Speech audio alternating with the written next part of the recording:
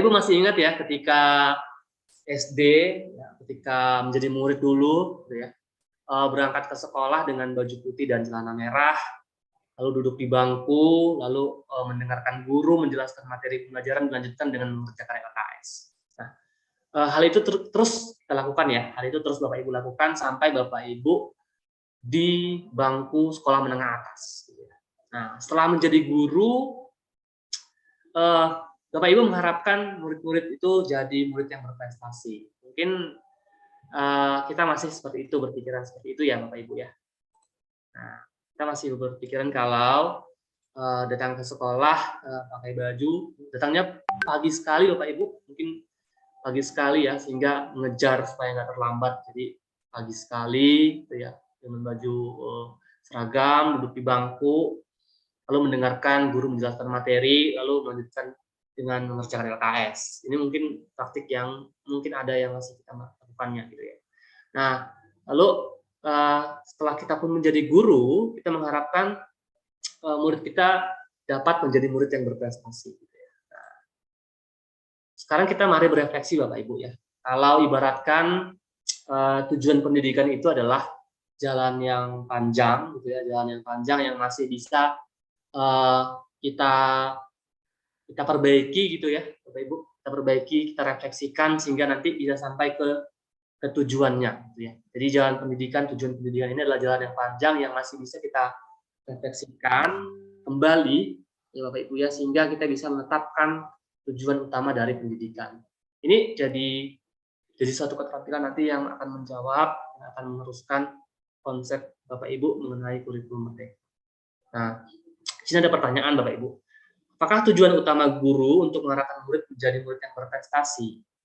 Apakah itu tujuan utama pendidikan? Ini jadi refleksi bagi kita pertanyaan ini. Apakah tujuan utama guru untuk mengarahkan murid menjadi murid yang berprestasi? Nah, ini jadi pertanyaan refleksi yang akan mengajak kita ke tujuan utama pendidikan. Lalu apa tujuan utama pendidikan? Sehingga nanti perjalanan kita sampai ke tujuan itu bisa dengan selamat, dengan nyaman, dengan senang, gitu ya, kita bisa sampai ke tujuan tersebut. Nah, ini menjadi pertanyaan refleksinya bagi kita. Apakah tujuan utama guru untuk mengarahkan murid menjadi murid yang berprestasi? Lalu apakah tujuan utama pendidikan? Nah, sebelumnya itu mari kita tonton dulu Bapak Ibu ada video dua. Bapak Ibu boleh ambil buku ya ataupun catatan ataupun kertas sehingga nanti bisa merefleksikan hal-hal yang terdapat dalam video ini. Baik.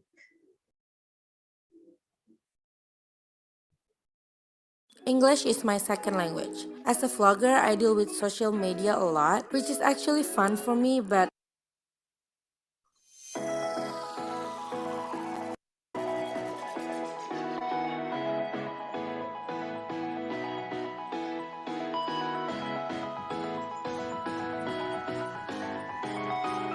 Halo Guru Merdeka Belajar, pernahkah Anda dalam kondisi di mana Anda merasa tidak diterima oleh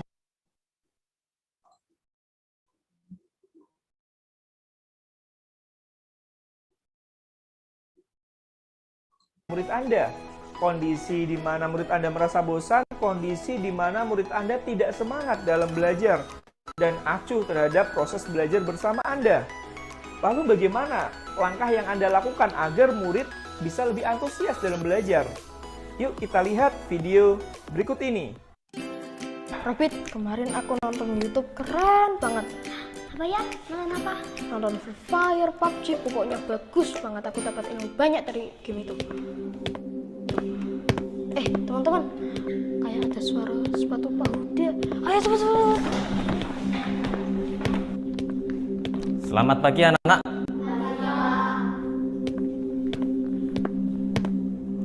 Ya, hari ini kita akan belajar matematika bab bangun datar, yaitu segitiga, lingkaran, dan bujur sangkar. Silakan keluarkan kertas dan pulpennya sekarang juga.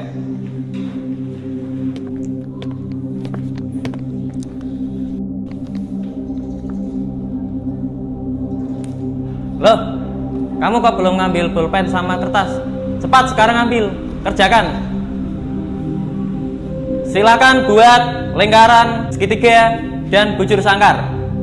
Waktunya 3 menit saja ya. Dan pakai pulpen. Ayo kerjakan.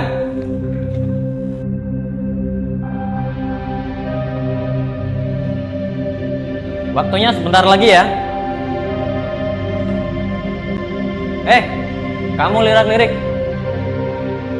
Ingat ya, kalau ada yang sampai menyontek, nilainya akan Bapak kurangi.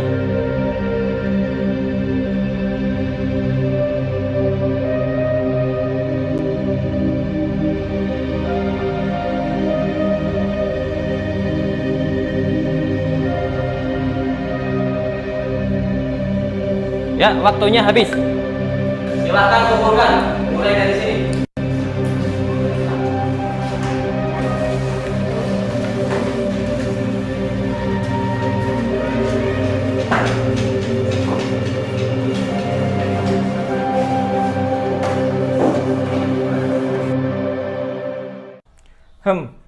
Bagaimana cara pengajaran guru yang tadi? Asik? Atau membosankan?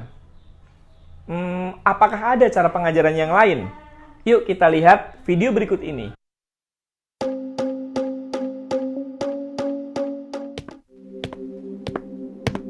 Rafid, aku punya gambar bagus nih. Menurut kamu bagus nggak? Bagus sih. Kamu belajar mengambil dari kapan?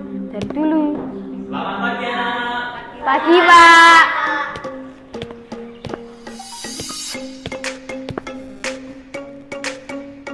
Bagaimana kabarnya anak-anak? Sudah siap untuk belajar? Luar biasa ya. Hari ini kita akan belajar tentang bidang datar. Ada yang tahu contoh bidang datar? Iya. Luar biasa, betul. Bujur sangkar, betul sekali. Ya, persegi, betul ya.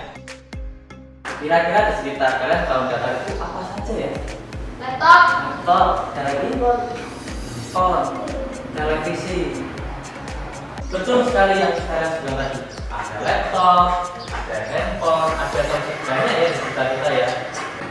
Sekarang kita akan menggambar balon datar. Silakan menggambar balon datar dengan alat tulis yang kalian punyai. Sudah paham? Ya, silakan kerjakan. Oh iya Pak, udah lupa.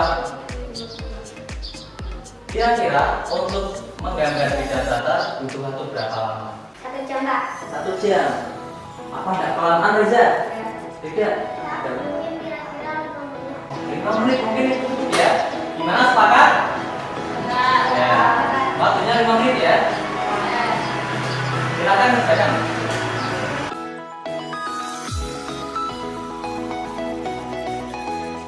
Gimana?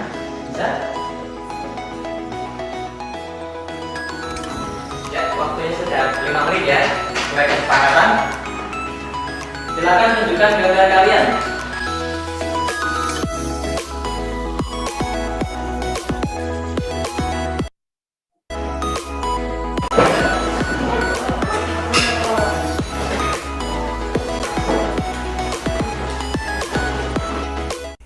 Nah, itu tadi cara pengajaran guru yang berbeda.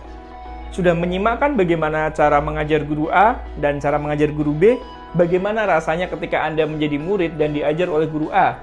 Bagaimana rasanya ketika Anda menjadi murid diajar oleh guru B?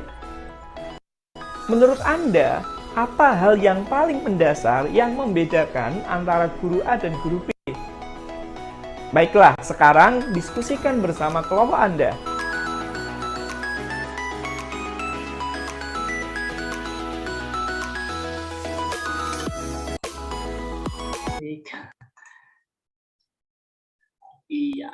Iya, Bapak Ibu tadi sudah lihat ya ada 2 jenis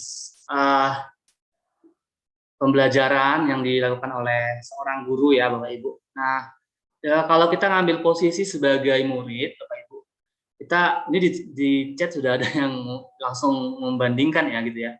Nah, berarti berefleksi. Nah, betul sekali Bapak Ibu, kita coba refleksikan kembali ya bagaimana tadi guru A dan guru B itu, kondisi A dan kondisi B ketika di kelas. Kita mungkin dulu ingat ya sebagai seorang murid, kita mungkin punya guru yang seperti apa, apakah seperti A dan seperti B.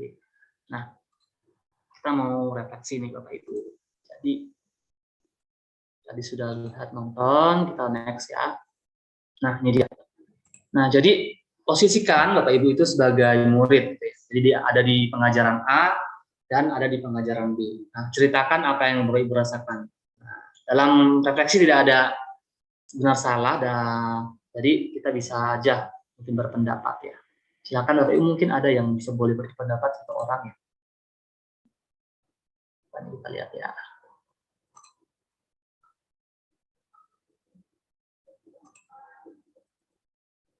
Nah, di sini sudah ada pertanyaan-pertanyaan refleksinya.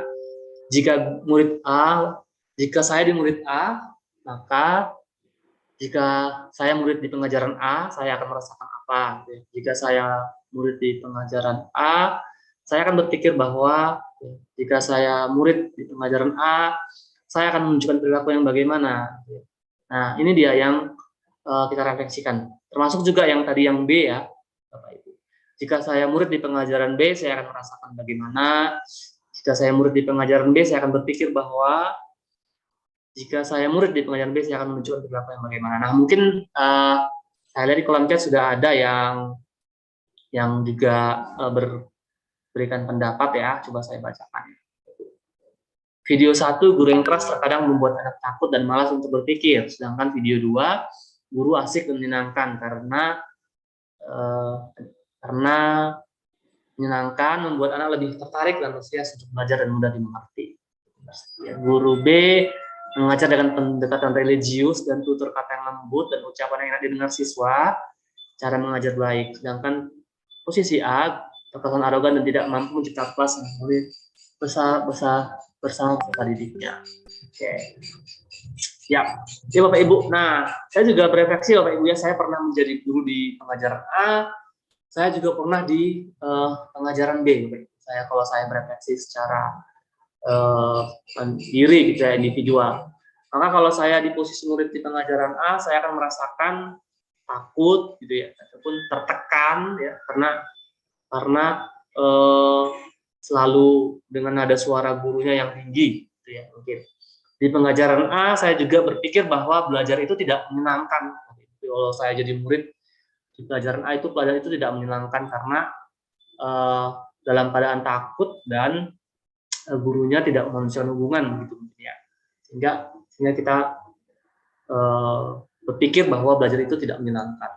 Lalu di pengajaran A juga murid akan menunjukkan perilaku. Nah, ini yang mungkin saat-saat ini ataupun mungkin pernah muncul juga di kelas Bapak Ibu, dia perilakunya murid itu mungkin nggak akan ngikutin apa mungkin instruksi kita, atau murid tersebut akan ngobrol sama temannya ketika kita berbicara ataupun memberikan instruksi gitu ya. Ini jadi refleksi atau perilaku daripada murid-murid kita Bapak Ibu, jika kita pengajarannya di posisi yang A. Nah, tadi juga ada kesepakatan Bapak Ibu ya, di mana tadi kalau di posisi A, guru yang langsung memberikan waktu pengerjaan bangun datar tadi. Waktunya sekian gitu ya. Tapi kalau di pengajaran B, sama-sama bersepakat ya untuk mencapai tujuannya itu, sama bersepakat berapa waktu yang kita butuhkan agar dapat menyelesaikan gambar bangun datar tadi gitu ya. Lalu contoh-contohnya juga gitu ya, nggak membuat murid takut dan murid jadi bebas berefleksi ya, beraktivitas ya, menggunakan apa yang mereka sukai. Nah, itu refleksinya Bapak Ibu, sehingga kita mungkin pernah di pengajaran A menjadi murid di kelas pengajaran A, ataupun hari ini kita masih mengajar seperti di pengajaran A, kita boleh berefleksi Bapak Ibu ya, nggak ada benar nggak ada salah, tapi kita tadi melihat sebagai murid dulu gimana sih murid guru yang mungkin kita ingat ya, sehingga itu menginspirasi kita buat sekarang menjadi guru.